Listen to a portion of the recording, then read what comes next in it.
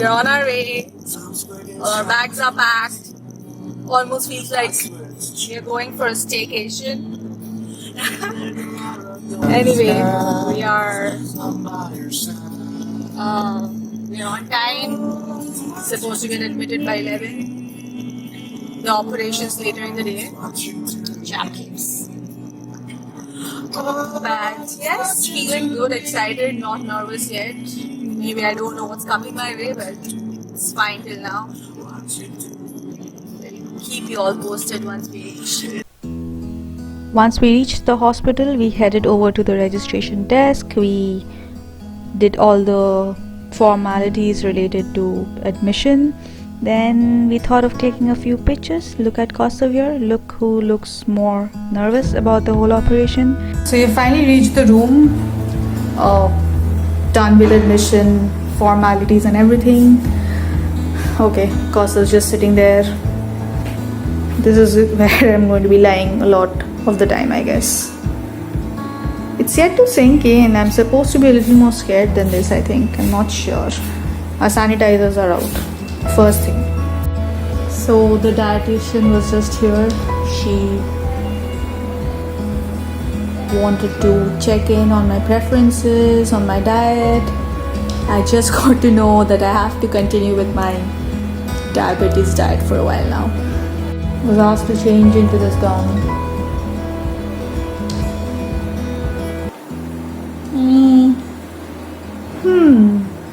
Feels a bit more weird. So after this, I just waited around while someone came and did my hair. They found it very difficult to do that. There were a few other basic tests that were done. My nails were checked to see if there was any polish or not. It was removed. And after this, I'll just switch to the part after my delivery. Hey, and that's me being wheeled to the OT. Hi, I had my delivery yesterday and this is day 2 at the hospital. We got admitted yesterday morning and I had my operation somewhere around 4:15. The day started with me getting prepped for the OT. After I was prepped, I was taken down to the 4th floor, second floor, where the OTs are, and that's when I heard some commotion. There was some sort of a problem going on, and I was taken to wait at the ICU until the OT was free. Once it was free, I was taken inside. The anesthetist talked to me while I was waiting in the ICU, just getting to know about my previous surgery experiences, etc.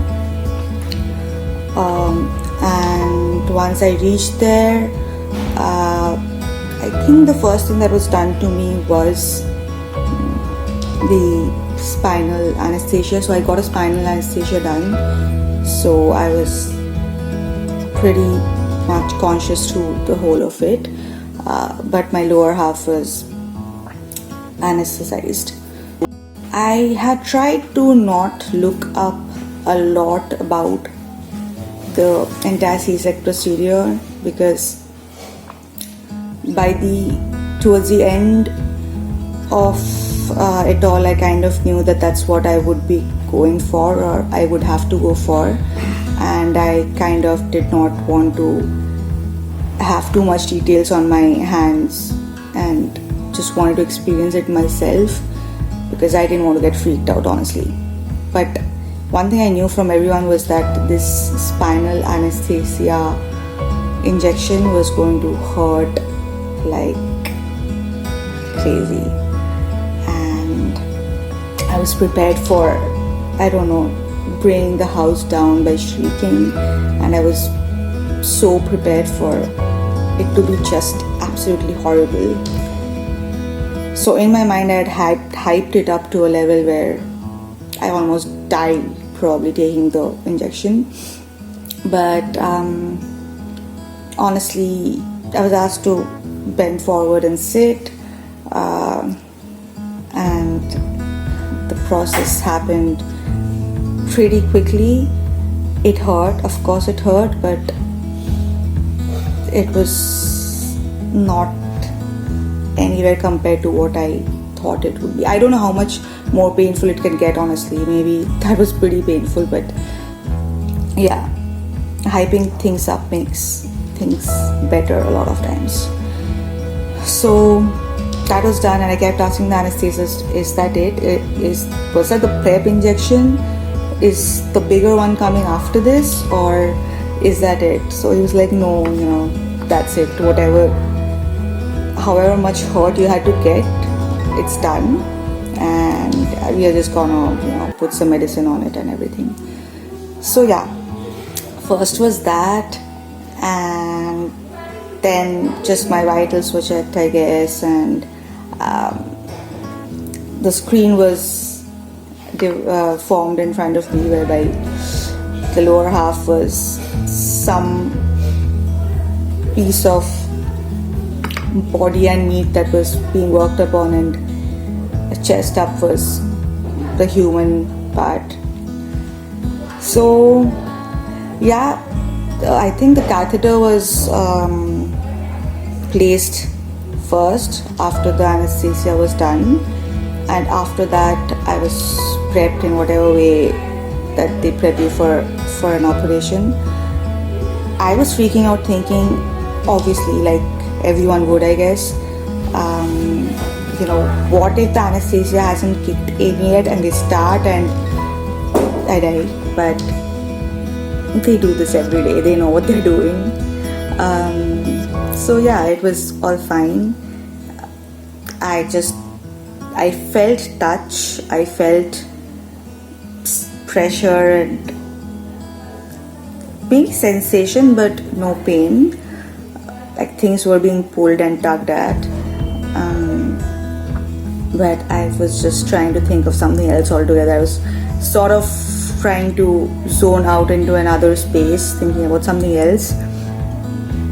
You might actually want to go two ways about it. Since you are in your senses, you might want to utilize that opportunity and immerse yourself in the experience, trying to figure out what is happening exactly, what is being pulled, what is being put back, what's happening to all your organs. But I did not think that that wasn't a very comforting thought for me. So I just kind of tried to rest a bit and not think about what was going on down there. About, I think, just 10 minutes into the surgery, I guess, like once the doctor had all her instruments in place and she had started her procedure, I think it took barely 10 minutes for her to bring the baby out, and I heard her cry, and she said it was a boy. And that moment was, I don't know, it's hard to explain. It had just not registered with me at all, and I was like, okay, is he okay? Because we were scared for him for a while. We did know that his reports came out fine in the last scan, but he was a small baby. We knew he was going to be a small baby, but we just hoped he would be healthy. And in a while, I was told by the pediatrician who was also there in the room that he's absolutely fine and he's just going to be taken to the nursery. He doesn't need any intensive care yet or at all. I mean, there was no mention of that. So all babies are taken to the nurseries right after being born and shown to the mother and the family member. So he was also going to be taken to the nursery. So yeah, that taking out the baby was probably 10 minutes of it. He was born at 4:37. but it was the cleaning up and putting my things back in place that took the majority of time. And you just realize how every day this is for all the doctors doing it, because they're just chatting away to glory. And that kind of did make things easier for me, I think, because I was like, okay, it seems like it's not complicated, seems like it's a regular C-sec. There isn't something to be too worried about or put too much focus on. So if you can do it while chatting away about something else altogether with your colleague, then it's probably not a big deal. They're just doing their regular job. It's a regular C-sec. Yeah, position change. There were some painkillers that had to be administered. Anyway, so yeah, basically all I'm trying to say is that I was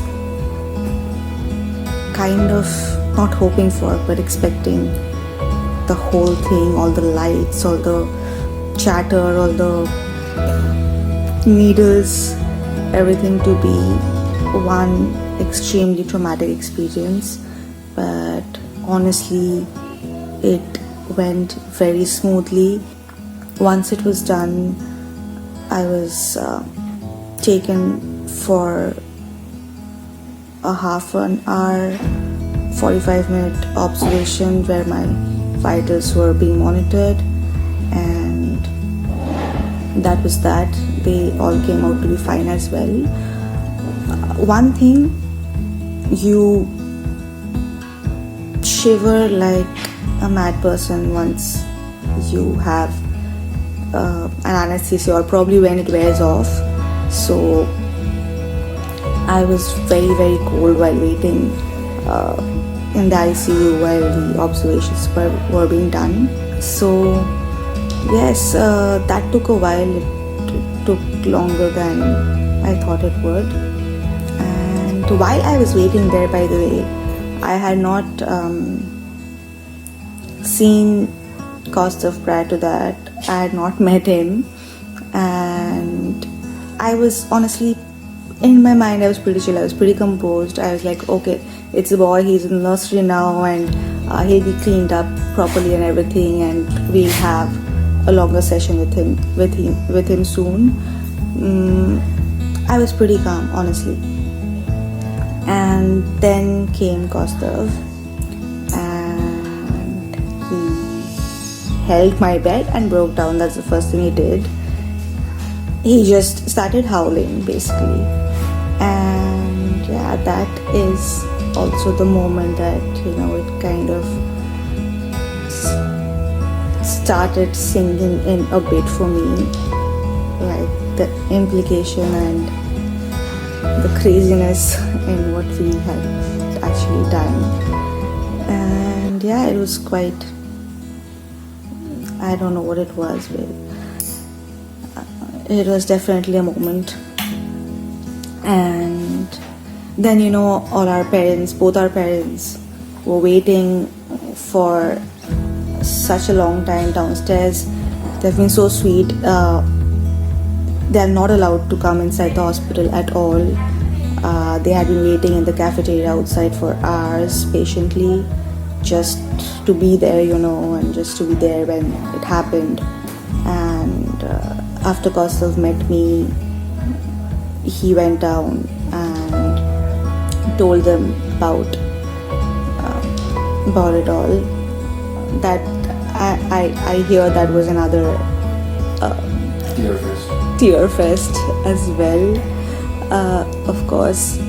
And yes, after that I was shifted to my recovery room where I had been admitted, and our baby came in a while later from the nursery, and that is literally the first time I think both of us could really spend some time with him.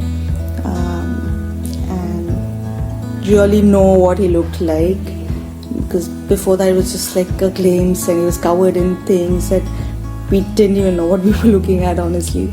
So yes, that was beautiful. And he was taken to the nursery first, and he was given formula already, I think. But there was also another nurse who wanted us to begin the practice of breastfeeding, even though it takes a little while for milk to come in, but getting to latch and forming that grip is important, and he found that like a boss pretty soon. So he was taken back to the nursery for the night, and here we are. It's around 7:15 a.m. We were told he's going to be given a bath today morning, and we hopefully get to spend a lot more time with him than we did yesterday. So basically what I want to say is, key takeaways: keep your calm in the OT, because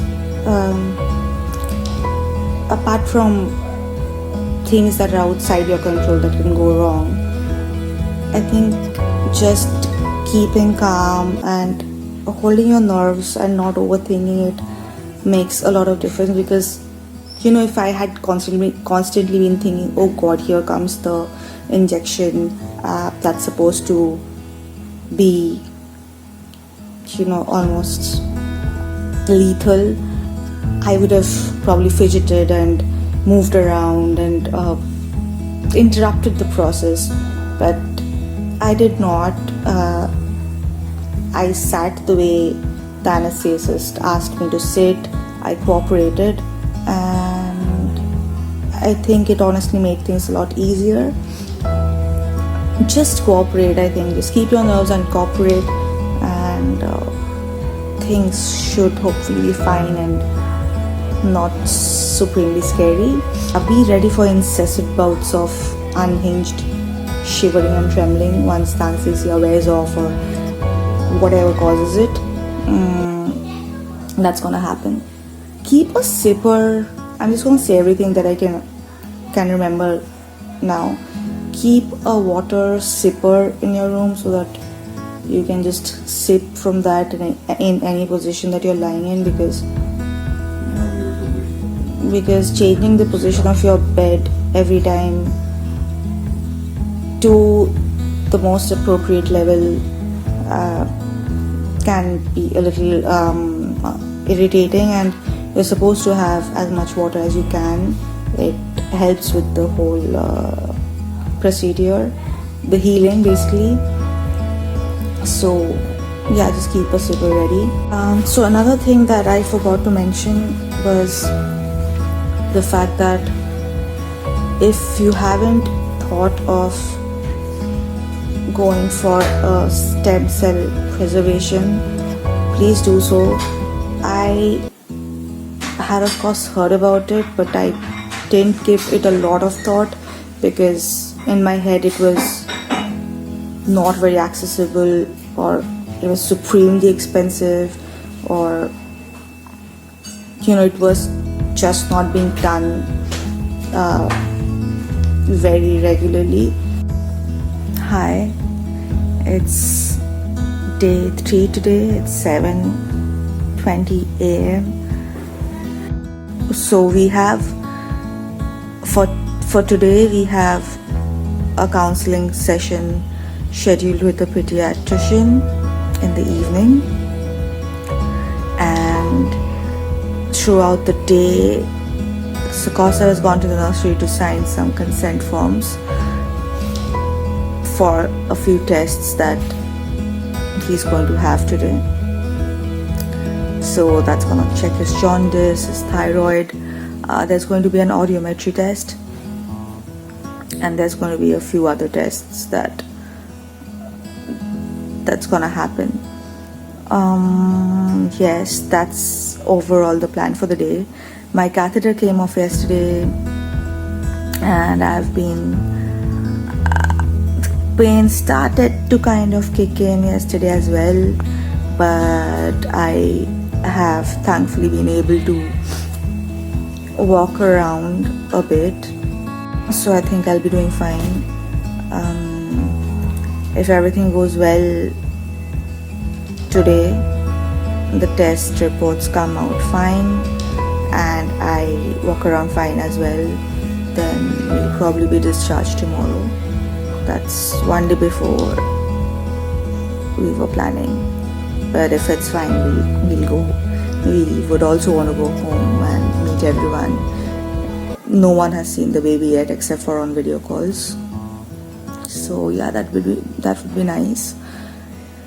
And yes, that's the update. Bye bye. After this, we clicked a few thousand pictures and then we rolled him up real well, and here we are, ready to go home.